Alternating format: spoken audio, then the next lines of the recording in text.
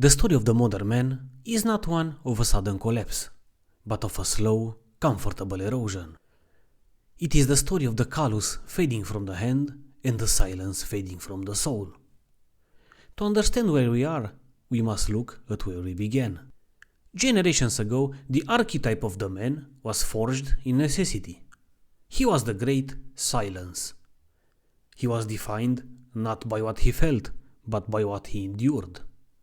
His stoicism wasn't a fashion statement, it was a survival mechanism. Whether in the coal mines, the trenches of war, or the harsh unpredictability of agrarian life, to break down emotionally was to invite death or starvation for one's family. The world was sharp, dangerous and physical. To survive it, a man had to be hard. But then the great enemy of stoicism arrived. It wasn't a war or a plague or a political movement. It was comfort. The narrative of the modern man is the narrative of the great softening. It began when we conquered nature. We traded the uncertainty of the hunt for the supermarket. We traded the biting cold for the central thermostat. The physical struggles that once flooded the man's system with testosterone and cortisol vanished. When the external world stops attacking you, the internal one becomes louder. This is where the shift towards the feminine began. Not in a biological sense, but in an archetypal one. Masculine energy acts upon the world. Feminine energy senses the world. Modern times force man inwards, prioritizing feelings over function. In the old world, a mistake meant a severed finger or a lost crop. In this modern digital age, a mistake is just a delete button. We have created a safety net so tight that the concept of risk has become simulated. Video games allow men to feel the rush of war without the danger. Social media allows men to simulate confrontation without the threat of physical repercussion. When you remove physical danger, you remove the need for physical courage. And without need for courage, stoicism feels like an outdated relic. This erosion of stoicism has led to the most profound shift of all, the decline of the father. In the past, fatherhood was the ultimate inevitability of manhood. It was the moment a man officially ceased to live for himself and began to live for his lineage. It was a role defined by burden. The father was the shield and the provider. It required a stoic death of the ego. But the modern world, in its pursuit of softness, has terrified men out of this role. Why is this happening? Because fatherhood is the antithesis of the modern soft life. The modern world tells a man that his primary purpose is his own happiness, his own self-actualization, and his own comfort. Fatherhood offers none of those things in short term. Fatherhood is sleepless nights, financial stress, and the constant crushing weight of responsibility. To the softened men who have been raised to avoid discomfort at all costs, the prospect of fatherhood looks less like a blessing and more like a trap. We see the rise of the eternal adolescent, men in their 30s and 40s who cling to the freedom of boyhood because they lack the stoic resolve to shoulder the burden of a family.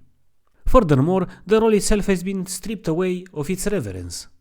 The patriarch, the respected head of the household, is a concept that has been dismantled by modern culture.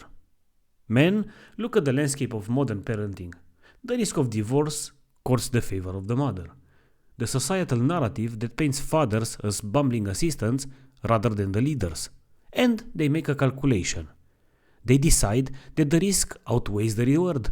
They retreat into the safety of solitude, choosing the comfort of childless life over the messy, hard, stoic glory of raising a son or a daughter.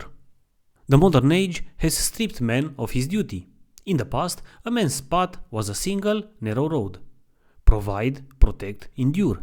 It was hard, but it was simple. Today, that road is gone. We live in an era of infinite choice. Men are no longer defined by their utility to their families, but by their consumer choices. They have become aesthetic creatures, worrying about their image and their perception. Traits that were once the domain of the debutant, not the warrior. We see the result today. A generation of men who are physically softer because they do not toil, mentally suffer because they are not challenged, and emotionally suffer because they have been taught that their feelings are the most important thing in the universe.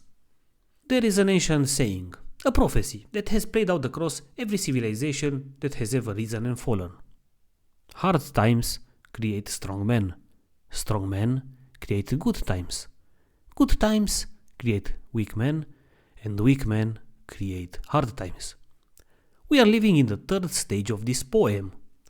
The stoic men of the past, the grandfathers who stormed beaches and the fathers who built industries with their own hands, were the strong men. Through their suffering, they engineered the good times. They built the walls high enough and the safety nets wide enough that we, their sons, forgot what the wind feels like. We are the weak men, born of the good times.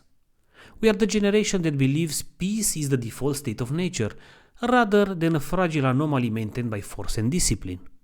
We have mistaken the absence of war for the absence of danger. But history is a circle, not a straight line. The softness we see today, the decline of the fatherhood, the rejection of Stoicism, the embrace of the feminine, is not the end of the story. It is simply the trigger for the next chapter. When men become too soft to uphold the civilization their fathers built, the walls begin to crack. The safety nets fray. Reality, sharp and unforgiving, eventually breaks through.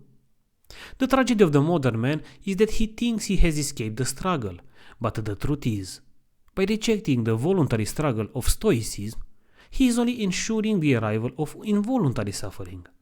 The cycle will turn, the hard times will come again, and they will ask for the one thing the modern world has forgotten how to produce: a man who can stand in the silence.